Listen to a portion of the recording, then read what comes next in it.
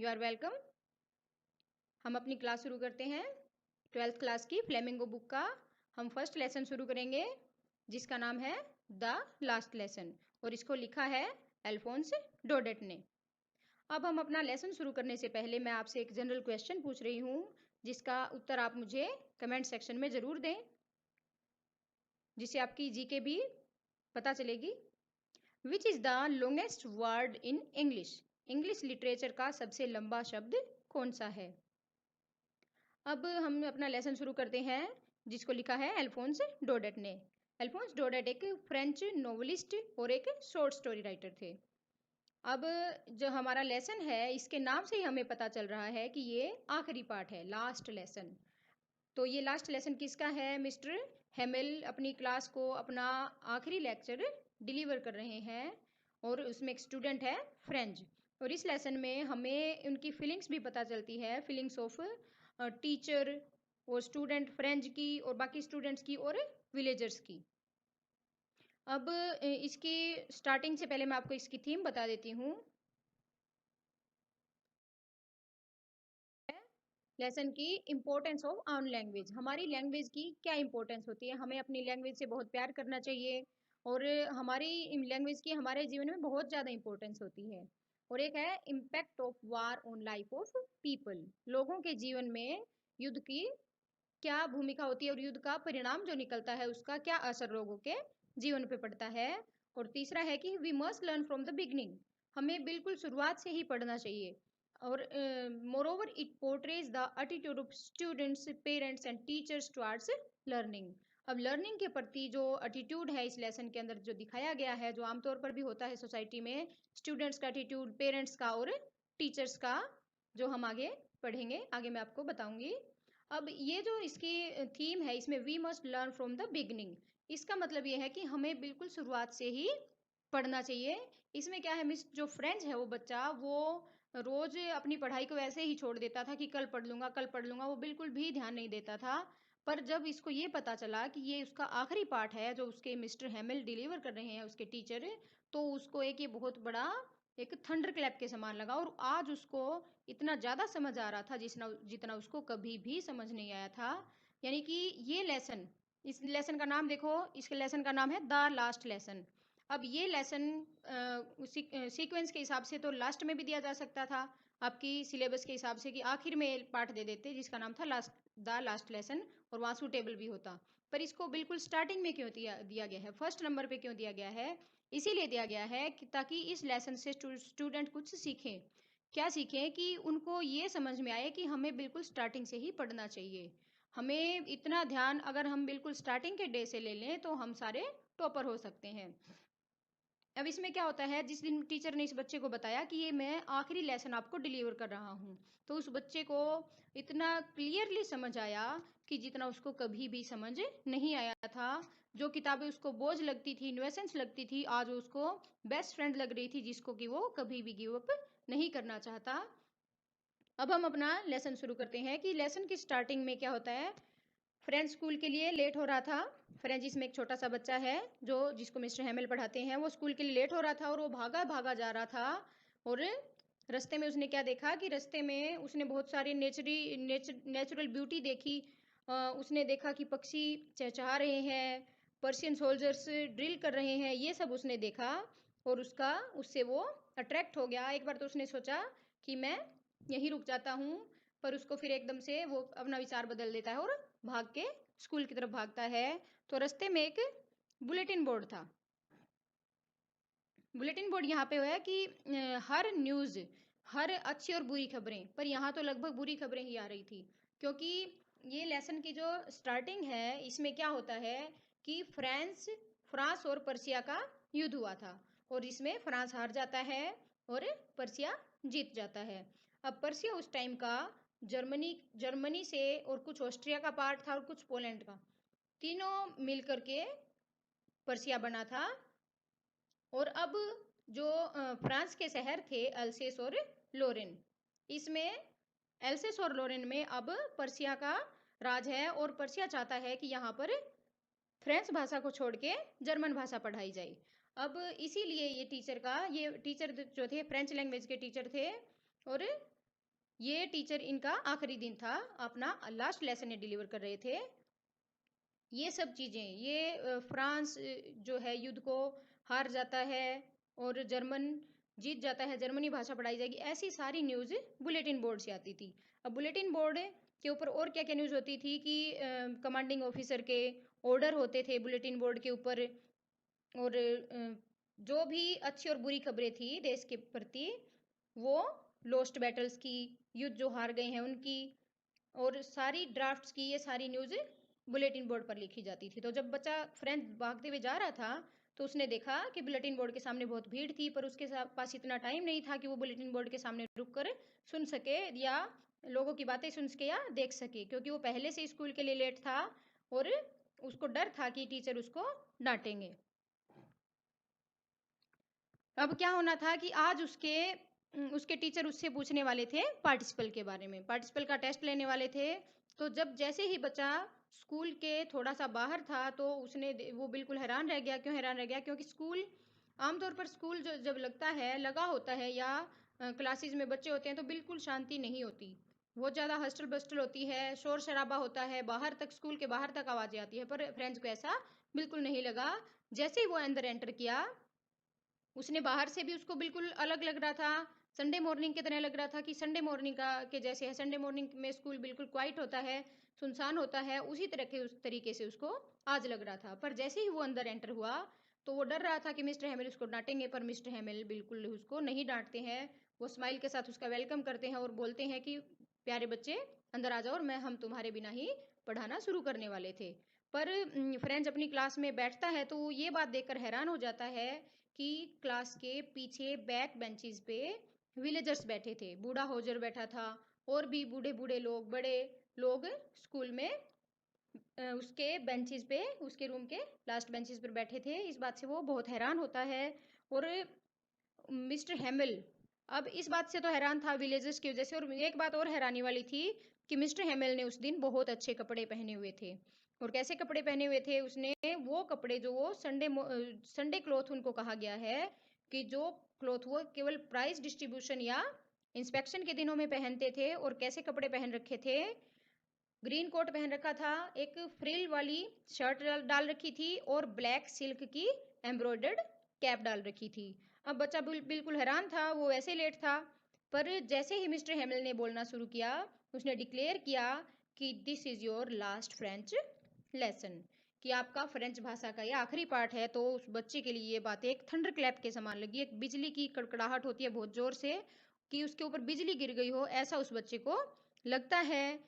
क्यों लगता है? क्योंकि वो ऐसे तो अपने टीचर को बिल्कुल पसंद नहीं करता था, फ्रेंच लैंग्वेज को पसंद नहीं करता था, अपनी किताबों को नहीं करता था, सब चीज़ें उसको एक न्यूसेंस लगती थी, एक बिल्कुल बेकार की चीज़ें लगती थी, परेशानी वाली लगती थी। पर अब क्या है, अब उसको एक बिजली की कड़कड़ाहट के समान इसके ऊपर ये वर्ड पड़े कि ये आपका फ्रेंच का लास्ट लेसन है। अब वो बच्चा बिल्कुल भी अपनी भाषा नहीं जानता था, अपनी मदर टंग होता है मातृभाषा, मातृभाषा को बिल्कुल नहीं जानता था। तो इस बच्चे को बहुत ज़्यादा रेग्रेट हुआ, बहुत ज़्यादा पछतावा हुआ कि मेरे को तो ABC यानी क ख घ बिल्कुल शुरुआत से ही फ्रेंच लैंग्वेज नहीं आती, अब मैं क्या करूँगा? अब ये मेरा लास्ट लेसन है आज।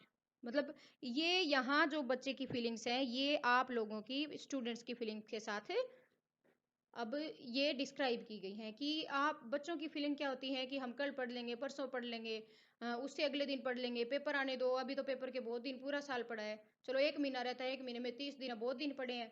तो ऐसे सोच सोच के बच्चे जो हैं वो आगे आगे बातों को टालते रहते हैं, और इसी प्रकार ये बच्चा टालता रहा, फ्रेंच छोटा सा बच्चा। फिर इसको जैसे फील हो रहा है, वैसे अगर ये लेसन इसीलिए दिया गया है हमारे फर्स्ट नंबर पे कि ऐसे ही बच्चों को फील होना चाहिए कि हम जो भी पढ़ते हैं, अब वो हमें अच्छे अच्छे से हमें ऐसे लर्न करना चाहिए जैसे कि ये हमारा आज लास्ट लेसन है।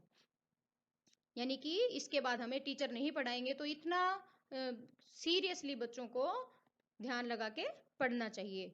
अब इस बच्चे को जो टीचर बोल रहे थे वो थंडर क्लैप लगा, पर इसके बाद जब टीचर ने इसको पढ़ाना शुरू किया तो इसको अब ये समझ आ गया, इस बच्चे को, फ्रेंच को अब समझ आया था कि लोग बेंचेस पे पीछे क्यों बैठे हैं, मिस्टर हेमिल ने इतने अच्छे कपड़े क्यों पहन रखे हैं।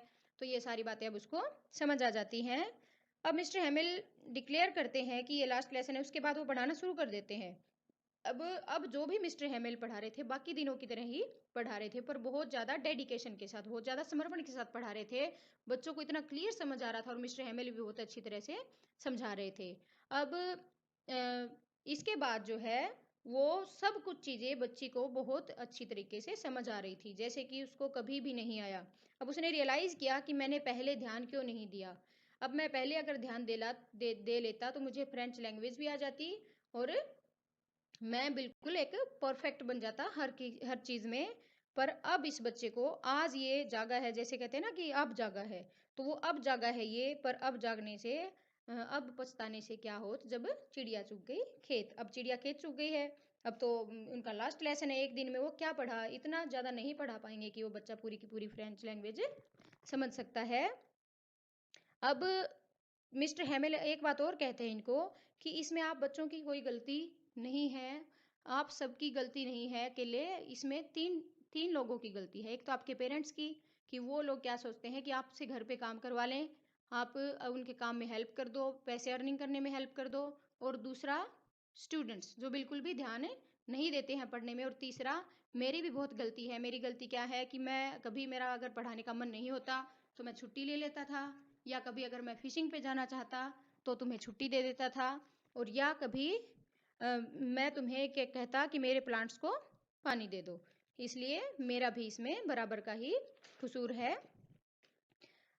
अब मिस्टर हेमिल बोलते जाते हैं और ये सारी बातें उस बच्चे को बहुत अच्छे से समझ आ रही थी। अब बच्चा सोचता है कि मुझे फ्रेंच लैंग्वेज बिल्कुल नहीं आती और मैं भी इस बात का जिम्मेवार हूँ। अब मिस्टर हेमिल अब ट्रिब्यूट करते हैं फ्रेंच लैंग्वेज को। वो कहते हैं कि French is the most beautiful and most logical language in the world. और वो कहते हैं कि हमें हमें हमेशा हमारी मदर टंग को हमारे दिल के पास रखना चाहिए। हमें मदर टंग की, यानी हमें मातृभाषा की रिस्पेक्ट करनी चाहिए। अब जब लोग एनस्लेव होते हैं, एनस्लेव होता है दास बन जाते हैं, किसी की दासता के अंदर हो जाते हैं, स्लेव हो जाते हैं किसी के, तो कहता है हमारी लैंग्वेज ही हमारी सबसे बड़ी सहायक होती है। वो क्या होती है, हमारी की टू प्रिजन, हमारे जेल की चाबी होती है। मान लो कि किसी देश ने हमारे देश पे आधिपत्य कर लिया, हमें गुलाम बना लिया है, तो हम अपनी लैंग्वेज में आपस में बातें करके हम अपने आज़ादी का रास्ता खोज सकते हैं, जो उन लोगों को नहीं समझ आती, और हम अपनी आपस में भाषा बोल के हम अपने आप को बचा सकते हैं। हम अपनी प्रॉब्लम्स को बहुत ज़्यादा सॉल्व कर सकते हैं। अब यहाँ बैठा बैठा बच्चा बच्चा सोचता है, फ्रेंड सोचता है कि एक आयरनिकली बात है ये, आयरनिकल, कि हम लोगों को तो उन्होंने दास बना लिया, गुलाम बना लिया, पर क्या वो पीजन को। अब वहाँ पीजन उसके क्लासरूम में कबूतर बैठे थे और वो कू कू कर रहे थे, तो उसको ये लगा कि क्या जर्मन लोग पीजन को भी जर्मन भाषा बुलवा पाएंगे। यानी कि बर्ड्स को कोई भी गुलाम नहीं बना सकता, और वो एक आयरनिकल बात है ये। अब मिस्टर हेमिल बहुत अच्छा पढ़ा रहे थे, और वो आज वो इतना अच्छा पढ़ा रहे थे कि वो अपना सब कुछ बच्चों को, जितनी भी उनको नॉलेज है वो सब कुछ बच्चों को देना चाह रहे थे। और फ्रेंच को लग रहा था कि अब उसको बिल्कुल सब कुछ अच्छे से समझ आ रहा है। अब मिस्टर हेमिल उन बच्चों के लिए एक रेड नोटबुक्स भी लेकर आए थे, जिसके ऊपर एल्सेस फ्रेंच लिखा हुआ था। अब स्क्रैचेस ऑफ पेन की आवाज़ भी आती है, यानी कि बच्चे वो पेन से लिखते हैं, सिर्फ वही आवाज़ बच्चों के कानों में आ रही थी, बाकी कोई भी साउंड नहीं कर रहा था। अब मिस्टर हेमिल खिड़की के बाहर देखते हैं, खिड़की के बाहर उनका एक बगीचा था छोटा सा, जिसमें होप वाइन थी, वालनट ट्रीज थे, अखरोट के पेड़ थे। और अब वो मिस्टर हेमिल सब चीज़ों को देख के, और ये लगता है बेंचीज को देखते हैं, क्लासरूम को इतनी ध्यान से देखते हैं कि वो अपने मन में इन सबको भर के ले जाना चाहते हैं। और इसके बाद उसके रूम के ऊपर वे रहते थे, जिस रूम में वो पढ़ा रहे हैं उसके ऊपर इनका रेजिडेंस था। और उसकी सिस्टर, मिस्टर हेमिल की सिस्टर सामान पैक कर रही थी उनका। और अब मिस्टर हेमिल बहुत ज़्यादा उदास हो जाते हैं और गिल्टी फील करते हैं कि मैं पहले बच्चों को इतना ज़्यादा कुछ नहीं दे पाया जितना डेडिकेशन के साथ मुझे देना चाहिए था। और फ्रेंच भी यहाँ पे गिल्टी फील करता है कि मुझे सब कुछ सीखना चाहिए था। इसी के साथ चर्च की क्लॉक में 12 बज जाते हैं, 12 बज जाते हैं। और 12 बजने के बाद क्या होता है, क्या सुनाई देता है, ट्रम्पेट ऑफ पर्शियन सोल्जर्स। अब पर्शियन सोल्जर ड्रिल करते हुए आ रहे थे, वो सुनाई देता है। अब मिस्टर हेमिल बिल्कुल बोल भी नहीं पाते, वो रोने को हो जाते हैं, उनका गला रुंझ जाता है। और वो क्या बोलते हैं कि how will I remember it the, अब बच्चा बोलता है कि how will I remember it the last lesson, मैं कितने अच्छे से ये लास्ट लेसन याद कर पाऊंगा, या मुझे कितना अच्छे से याद हो जाएगा ये। अब मिस्टर हेमिल तो केवल इतना ही बोल पाए, आई आई, वो कुछ नहीं बोल पाए लास्ट में, और वो खड़े होते हैं, एक चौक का टुकड़ा लेते हैं और बोर्ड पर बड़ा बड़ा लिख देते हैं, जितना बड़ा वो लिख सकते थे, लॉन्ग लिव फ्रेंच, वी विल ला फ्रेंच, इसका मीनिंग होता है लॉन्ग लिव फ्रेंच, फ्रेंच भाषा लंबे समय तक जिंदा रहे। और इसी के साथ ही लेसन खत्म हो जाता है, और वो बाय बाय का सिर्फ एक जेस्चर कर पाते हैं, वो एक इशारा कर पाते हैं, और वो बोल भी नहीं पाते, और इस प्रकार से ये लेसन एंड हो जाता है। अब इसमें इंपॉर्टेंट क्वेश्चंस हैं। सबसे इंपॉर्टेंट क्वेश्चन है कि what is there on the bulletin board, bulletin board के ऊपर क्या लिखा हुआ था। ये है बुलेटिन बोर्ड पर वो न्यूज़ जो आती थी, गुड और बैड न्यूज़, वो लिखी होती थी, और ये था कि आज के बाद फ्रेंच भाषा नहीं पढ़ाई जाएगी। अब what did French notice on the way, रास्ते में उसने क्या नोटिस किया, and what did he notice in his class, अपनी क्लास में क्या उसको स्ट्रेंज लगा, ये भी इंपॉर्टेंट क्वेश्चन बनता है इसका। और which word of mister Hamel was a thunderclap to French, French के लिए थंडर क्लैप क्या वर्ड्स थे। ये कुछ इंपॉर्टेंट क्वेश्चन है इसके, और इसके बाद मैं इसकी step by step explanation next video में करवाऊंगी, और क्वेश्चंस की भी। अब मैंने जो स्टार्टिंग में क्वेश्चन पूछा था, उसका आंसर आप जरूर दें कमेंट करके। Thanks for watching, goodbye, take care, thank you.